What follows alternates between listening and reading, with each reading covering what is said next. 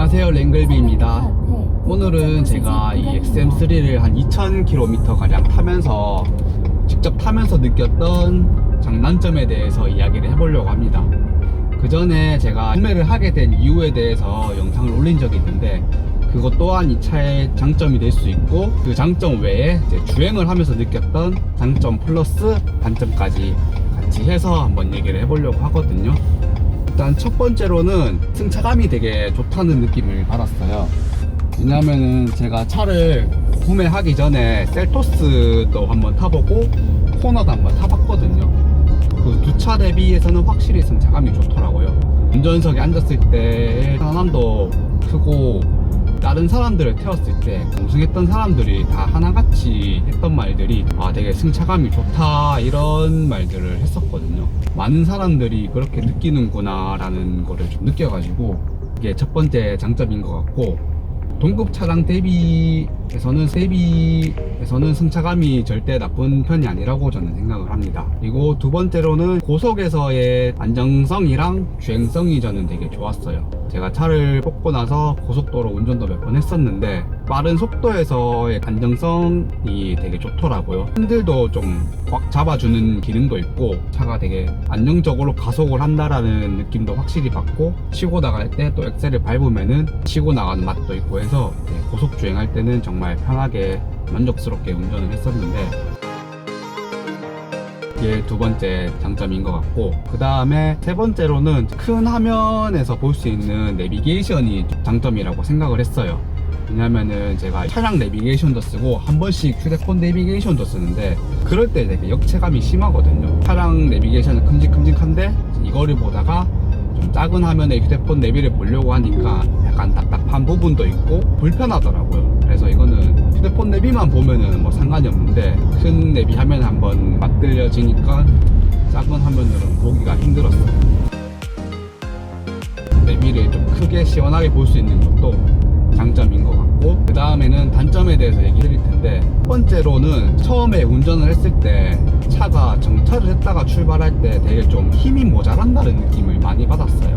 왜냐하면은 엑셀을 밟는데도 좀 잘 안 나가는 느낌이 있었고, 다른 옆에 차들은 빨리 가는데 내 차만 좀 유독 느린 느낌이 있었거든요. 그래서 이걸 또 좀 찾아보니까 XM3에 들어가는 엔진의 특성이라고 하더라고요. 그래서 이거는 시간이 지나면서 적응을 한 것도 있고, 엑셀을 밟는 거에 있어서 좀 발컨이라고 하죠.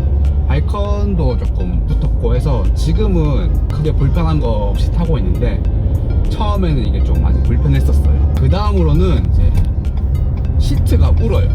이게 웃긴 게 시트가 우는데 2000km 밖에 안 탔는데도 지금 제 차는 벌써 시트가 좀 울고 있거든요.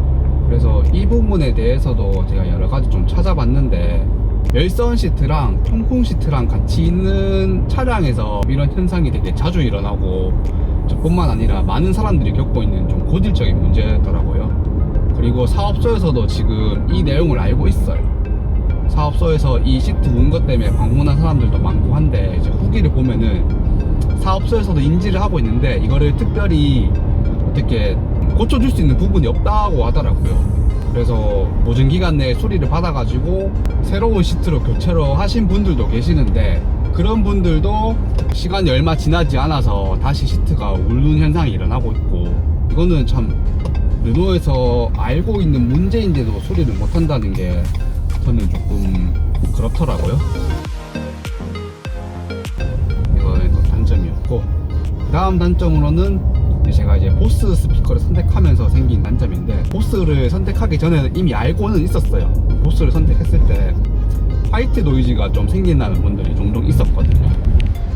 물론 화이트 노이즈가 없다라고 하시는 분들도 계시는데, 이건 약간 뽑기 아닌 뽑기가 돼버렸는데, 결론적으로 이 화이트 노이즈가 큰 편은 아니에요.